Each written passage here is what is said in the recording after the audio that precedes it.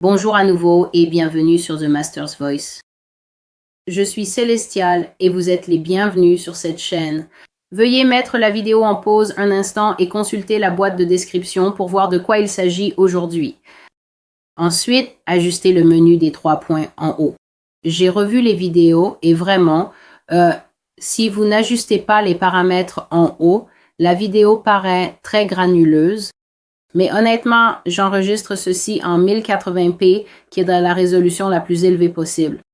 Alors, vérifiez le menu en haut comme toujours. Veuillez le mettre en 720 ou 1080p afin d'avoir une image claire ou regardez le long de la barre du bas jusqu'à ce que vous voyez l'icône en forme de roue dentée. Cliquez sur Qualité et cela devrait l'ajuster pour vous. Je poursuis donc la série sur les États-Unis, la série sur l'Amérique et pour l'instant, mon cœur est poussé à examiner les prophéties que Dieu m'a données concernant la situation économique qui va arriver aux États-Unis. Donc, si vous avez suivi cette série, vous avez peut-être remarqué que nous avons commencé par parler de conflits internationaux où j'évoquais les prophéties que le Seigneur m'a données concernant une invasion à venir dans le futur. Dieu a identifié les nations qui viendront. Vérifiez simplement cette chaîne. J'essaie de créer des playlists, donc je rassemble suffisamment de vidéos, puis je les ajoute à différentes playlists. Donc, consultez la playlist Russie et Chine, et là, vous devriez trouver environ 11 ou 12 vidéos qui détaillent clairement ce que le Seigneur m'a montré, soit en vision, je n'étais pas endormie, soit en rêve, soit en dictée. Quand Dieu me dicte quelque chose, il me fait simplement prendre mon téléphone, puis il me parle et j'écris ce qu'il dit et ensuite je le partage comme il me le demande s'il dit que c'est quelque chose qui doit être révélé. Donc il y a la playlist sur l'invasion et puis je pense que nous avons un peu basculé pour examiner certaines prophéties sur la guerre civile, donc des troubles internes. Dieu révélait à quoi ressemblera la situation sur le terrain, ce qui finira par propulser l'Amérique vers un effondrement progressif de la société à l'intérieur du pays, où son peuple sera incapable de s'entendre. L'Amérique est un creuset. Il y a tellement de races différentes, tellement de nations différentes, d'héritages, de types d'ascendance différents, parce que tant de personnes sont venues ici au fil des générations pour poursuivre ce qu'on appelle le rêve américain. Mais maintenant, Dieu révèle ou Dieu m'a révélé au fil d'une longue période sur plusieurs années que cette cohésion, elle va s'effondrer. L'Amérique ne sera plus une nation capable de s'entendre.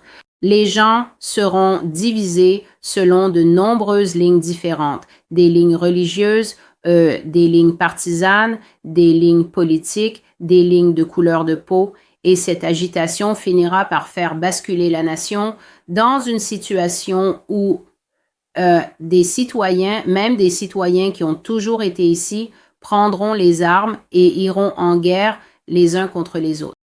Maintenant, le Saint-Esprit m'a conduit dans les dernières vidéos dans une direction différente qui est l'économie et donc la prophétie d'aujourd'hui que j'ai reçue le 22 mai 2020 s'intitule le panier vide. Et cette prophétie porte généralement sur le ralentissement économique. Une chose que j'ai remarqué dans ces prophéties, c'est que Dieu est presque comme un caméraman expert. Donc parfois, il va dézoomer puis me révéler quelque chose comme une vue d'ensemble. Par exemple, cette nation sera détruite. Et c'est alors la prophétie que j'apporte. La nation sera détruite.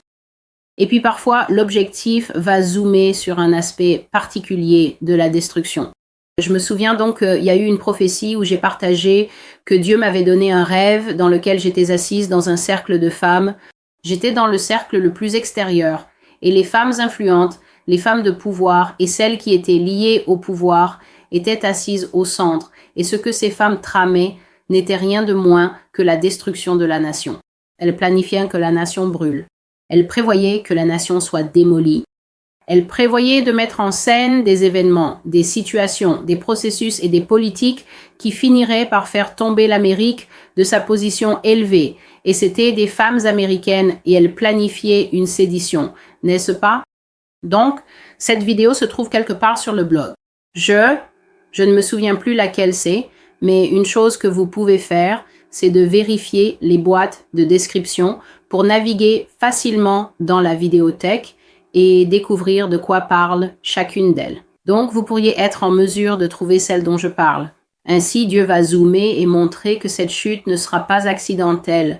Puis, il pourrait zoomer ailleurs et montrer que même si la chute n'est pas accidentelle, elle va être grandement aggravée. Elle va être rendue bien pire, car pendant que les ennemis de l'Amérique la frappent de l'intérieur, l'Amérique a aussi des ennemis qui lui tirent des flèches depuis l'extérieur de ses frontières. Donc, ce sur quoi la lentille de Dieu s'est focalisée maintenant, c'est... Nous avons parlé du krach monétaire dans la vidéo précédente. Celle-ci porte sur la montée de la faim aux États-Unis. C'est un message que j'ai déjà apporté à plusieurs reprises. Le Seigneur dit qu'un cri s'élèvera de la gorge des Américains alors que leur pouvoir d'achat sera détruit, donc à mesure que l'argent du pays s'effondrera et que différentes autres catastrophes économiques se succéderont les unes après les autres. Certaines d'entre elles seront de très mauvaises politiques que le gouvernement mettra en place. Il y a donc ce dicton courant qui dit « Ceux que les dieux veulent détruire, ils les rendent d'abord fous ». Et en gros, c'est juste un petit proverbe gréco-romain qui dit que lorsqu'il est temps pour un empire de tomber, l'une des premières choses que l'on remarque, c'est que les dirigeants de la nation commencent à prendre des décisions extrêmement mauvaises et terribles. Et même Dieu le dit à plusieurs reprises dans le livre d'Isaïe, il dit que l'un des signes qu'une nation est maudite, c'est que les dirigeants de cette nation semblent soudainement perdre la raison. Ils seront confrontés à 3 choix. Le meilleur choix, un choix pas si mauvais, et puis la pire chose possible à faire. Et les citoyens les regardent en se disant « c'est A, c'est clairement A, choisissez A ». Et ils disent comme tous unanimement « je pense que ce serait la meilleure chose à faire dans cette situation ». Et donc, ils feront de mauvais choix parce que le Seigneur les abandonnera, la sagesse de Dieu les quittera, la sagesse qui repose sur un homme pour bien diriger sa vie et par extension, la sagesse qui repose sur les dirigeants d'une nation pour gouverner correctement le royaume s'en ira et ils commenceront à prendre des décisions insensées. Ils commenceront à faire la pire chose possible dans n'importe quelle situation. Et en conséquence, ces choses feront trébucher le voisin et finiront par le faire basculer et tomber. Alors aujourd'hui, le Seigneur a braqué l'objectif sur ce que je pense être l'aide sociale. J'ai donc fait ce rêve et je l'ai appelé un rêve de dimension naturelle, ce qui signifie que Dieu me montre quelque chose que nous pouvons tous facilement comprendre et auquel nous pouvons nous identifier. C'est quelque chose qui se passe ici sur Terre. Vous savez, la chute des gouvernements est quelque chose qui se passe ici sur Terre.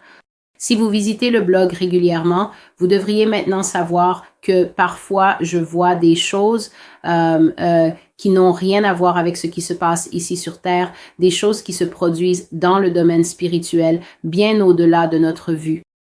Mais la seule chose que nous remarquons, ce sont les répercussions que ces choses spirituelles auront ici sur Terre, sur nos vies en tant qu'êtres humains. Mais ceci était un rêve de dimension naturelle. Il s'appelle le panier vide. Donc, j'ai simplement rêvé que l'Amérique devenait extrêmement pauvre. Je parle de vraiment pauvre.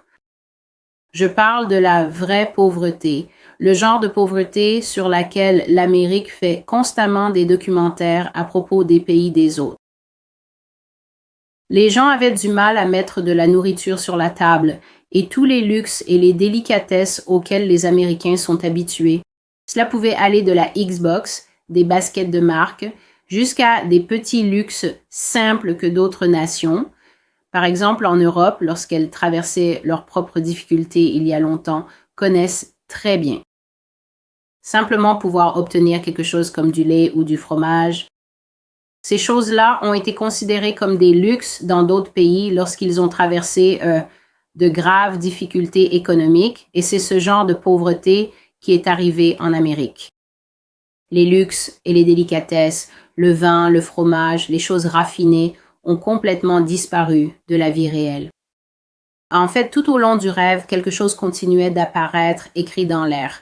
Parfois, lorsque Dieu veut vraiment insister sur quelque chose d'important dans un rêve, Je vois des mots écrits clairement dans l'air et cela apparaît un peu, vous savez, tout autour de ma tête ou parfois juste devant moi comme un véritable tampon sur le rêve, une marque indélébile.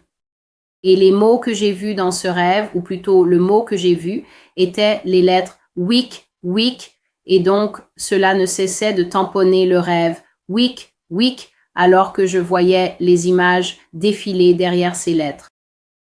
Et WIC signifie Women, Infants and Children, femmes, nourrissons et enfants. C'est un programme d'aide alimentaire destiné aux personnes à faible revenu, ici, aux États-Unis, pour les familles qui vivent en dessous du seuil de pauvreté. D'accord? Donc, c'est une aide gouvernementale qui est accordée aux foyers dirigés par des femmes.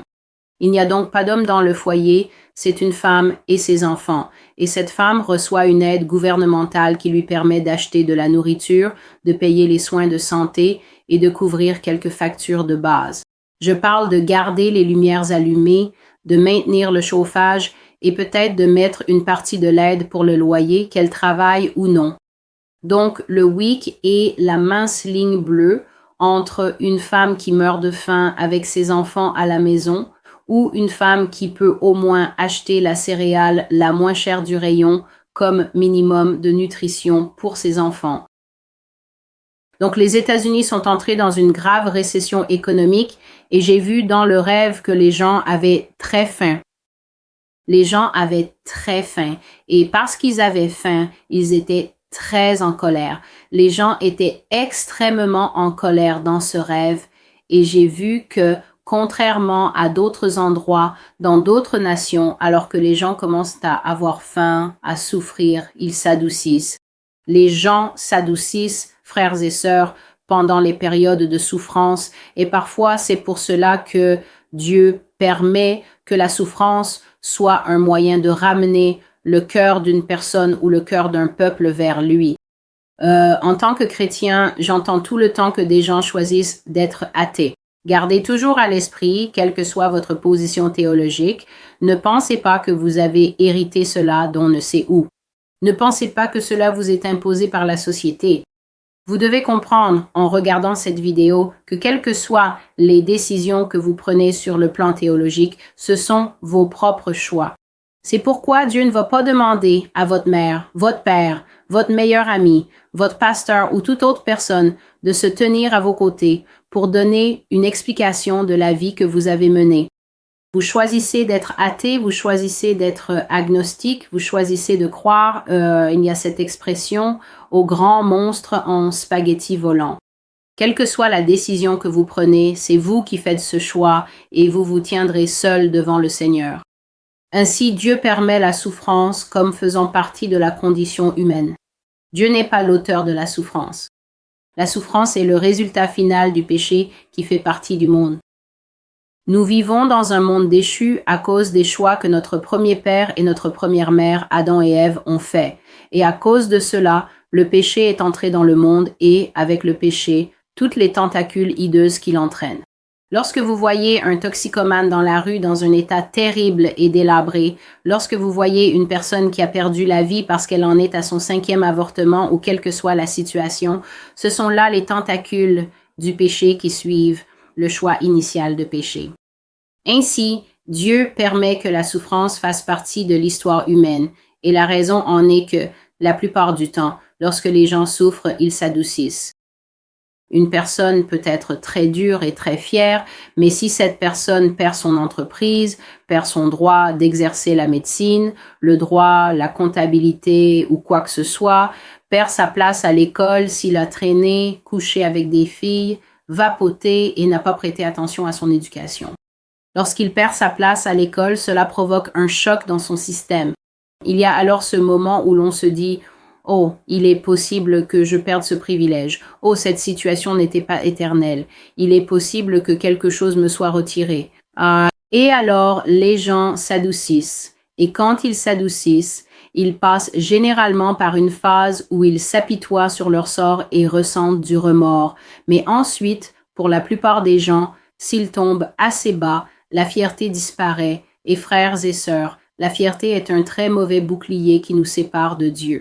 La Bible dit que Dieu résiste aux orgueilleux, Donc, lorsque l'on tombe assez bas, la réaction générale de la plupart des gens est de s'adoucir. Et c'est à ce moment-là que, dans la Bible, on voit les gens commencer à crier vers Dieu. Même les habitants de Ninive, qui n'étaient pas traditionnellement des chrétiens, lorsque Jonas est venu vers eux et leur a dit « Il va tout détruire », ils ont été choqués, puis ils sont tombés dans le remords et la Bible dit qu'ils se sont couverts de sacs, qui est le vêtement traditionnel lorsqu'on est vraiment en deuil et qu'on éprouve un profond regret. Et ils ont, d'un seul homme, crié vers le Seigneur. Ils ont même mis des sacs sur les vaches et les ânes pour montrer que même leurs animaux étaient désolés de leurs péchés. Et c'est pour cela que Dieu n'a pas détruit cette ville. Mais ici, comme preuve de l'orgueil profondément enraciné dans la nation américaine, les États-Unis ont pris le chemin inverse lorsqu'ils ont commencé à souffrir. Elle ne s'est pas adoucie, elle ne s'est pas repentie et n'a pas crié à Dieu. Les gens sont devenus déprimés, oui, ils sont devenus très découragés, mais ils sont aussi devenus très anti-Dieu. Il y avait donc un sentiment très fort d'hostilité envers Dieu et ils ne voulaient rien entendre de ce que les chrétiens avaient à dire. Ils ne voulaient pas entendre parler du salut. Ils ne voulaient pas entendre parler de Jésus. Ils ne voulaient pas entendre parler de se tourner vers Dieu pour obtenir de l'aide. Ils étaient remplis de colère et je me voyais essayer de tendre la main à tant de personnes à cette époque dans la nation, mais personne ne voulait en entendre parler. En fait, beaucoup de gens blâmaient profondément Dieu et un grand nombre de personnes éprouvaient un ressentiment considérable envers Dieu et j'ai vu des gens me repousser violemment, me rejetant avec force. Ils repoussaient mes mains et s'éloignaient de ce que j'essayais de leur dire. Mais au-dessus de tout cela, et comme estampillé sur le rêve, il y avait les lettres weak, femme, nourrisson et enfant, ce qui indique qu'une nation glisse vers une situation où de plus en plus de femmes deviennent chefs de famille, de plus en plus de femmes dirigent les foyers parce qu'il n'y a pas d'hommes à la maison. Ces lettres devenaient de plus en plus épaisses, noires et grandes à mesure que les gens rejetaient ceux qui essayaient de leur offrir le Christ comme une bouée de sauvetage dans la crise. Et donc, j'ai vu que la pauvreté s'enracinait vraiment dans la nation, qu'elle s'installait profondément dans le ventre des gens et que toute l'Amérique était entraînée vers le point le plus bas de son histoire. J'ai donc partagé ici que je pense que Dieu me montrait le programme d'aide gouvernementale comme une illustration de ce que la Bible montre toujours. J'ai déjà expliqué dans une vidéo que lorsque la Bible montre qu'il ne reste que des femmes et des enfants dans une ville, cela signifie que cette ville est essentiellement détruite. Lorsqu'une ville est dépourvue d'hommes valides, qu'il s'agisse d'hommes capables de se porter au front pour la défendre ou d'hommes capables de rester à la maison et d'être des figures paternelles, fraternelles, oncles ou grands-pères et de prendre soin des membres les plus faibles de la société au sein du foyer. Lorsque vous voyez un foyer dans cet état, cela signifie qu'une nation est arrivée à son point le plus vulnérable et donc, traditionnellement en économie, le nombre de femmes et d'enfants qui ne sont pas autonomes dans une société est une mesure très précise du niveau de dépendance de ce pays. Et j'ai vu dans le rêve que même la classe moyenne des familles qui n'auraient jamais imaginé devoir remplir un formulaire et demander une aide gouvernementale se retrouvait dans cette situation, ce que nous voyons actuellement pendant le coronavirus. La quantité de personnes qui se sont retrouvées au chômage est sans précédent dans l'histoire de cette nation, à l'exception, je crois, de la Grande Dépression, qui remonte à vraiment très longtemps.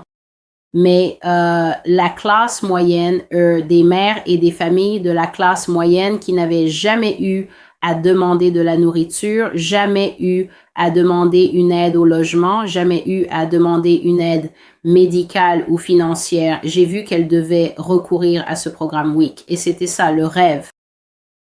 Donc, comme toujours, je dis que nous traitons avec, je traite avec, qui est ce nous célestial. Je traite de sujets sérieux sur cette chaîne et nous devons toujours remettre ces questions à Dieu dans la prière. Je sais que certaines personnes ne me croiront pas, mais pour être tout à fait honnête, cela ne m'affecte pas. Dieu m'a confié une tâche à accomplir et j'essaie sincèrement de la mener à bien du mieux que je peux. Donc, nous devons remettre ces questions à Dieu dans la prière et organiser nos vies de manière à être jugés dignes d'échapper à ces choses. Je sais que j'ai partagé en toute transparence sur le blog que Dieu prendra soin de son peuple. C'est une assurance qu'il me donne. Et puisque je sais que je suis un chrétien qui croit en la Bible, tout comme beaucoup d'entre vous qui regardez cette vidéo, ou beaucoup d'entre vous qui souhaitent peut-être donner leur vie au Seigneur Jésus-Christ, la promesse de Dieu est qu'il prend soin des siens.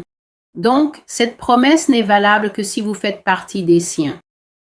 Et j'ai aussi dit à plusieurs reprises sur le blog que vous ne pouvez pas tromper Dieu. Vous ne pouvez pas vivre dans la chair. Vous ne pouvez pas être un chrétien qui flirte avec le monde pendant la semaine et qui se retrouve ensuite à une étude biblique en ligne ou dans une église en dur le week-end.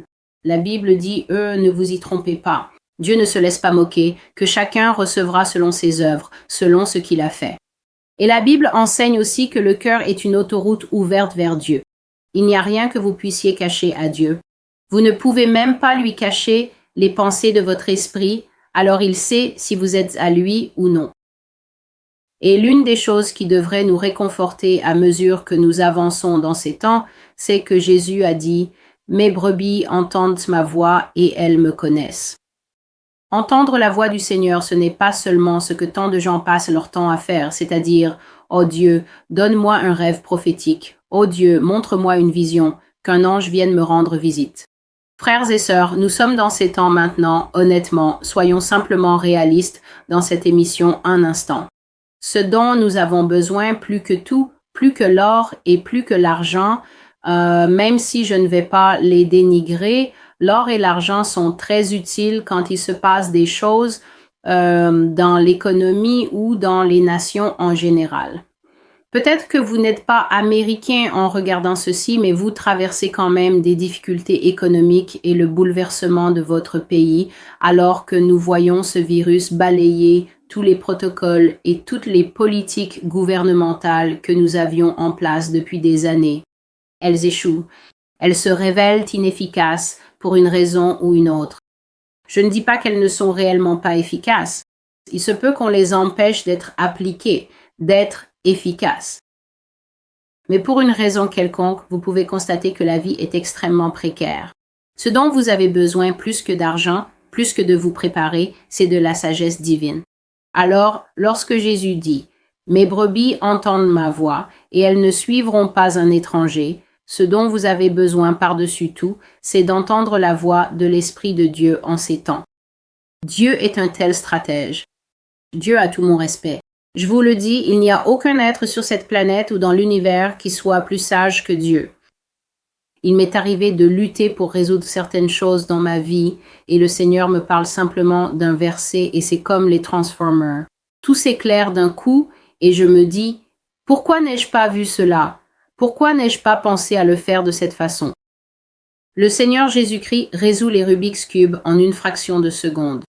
C'est la profondeur de sa sagesse et je vous assure que si vous recevez cette sagesse pour votre vie, alors peu importe ce qui arrive, Dieu nous donnera une compréhension céleste. Pas la mienne, céleste, la sienne, ce qui signifie une compréhension divine. La sagesse et la connaissance de comment stocker, comment entreposer, comment fuir et se cacher ou rester et combattre selon le moment, selon le besoin et la situation. Voici donc le rêve, le panier vide. Je suis Céleste et voici la voix du Maître. Merci d'être avec moi.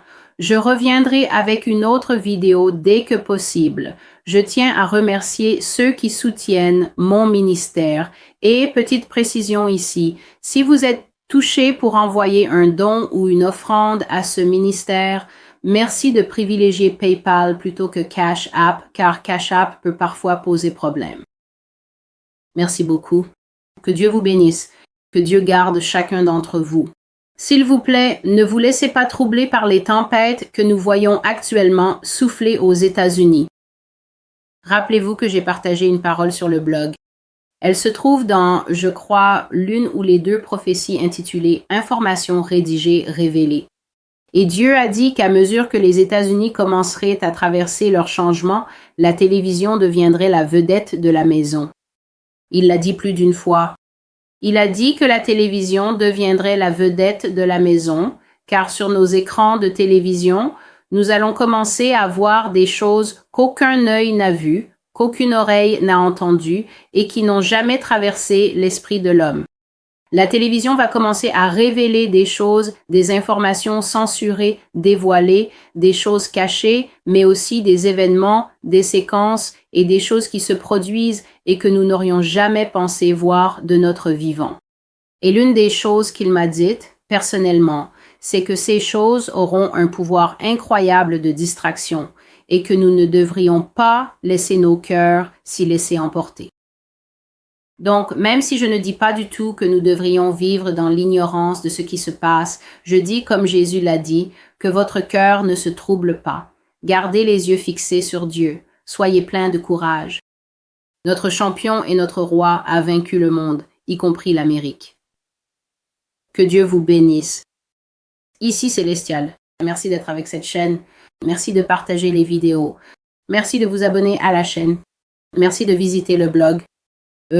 Tout cela est à notre avantage mutuel, car alors que Dieu partage ses paroles, nous écoutons, nous apprenons, nous grandissons et nous nous préparons grâce à ses sages conseils et à la direction de son Saint-Esprit. Toute la gloire sur cette chaîne, sur le blog, revient à Christ seul. Merci. Au revoir.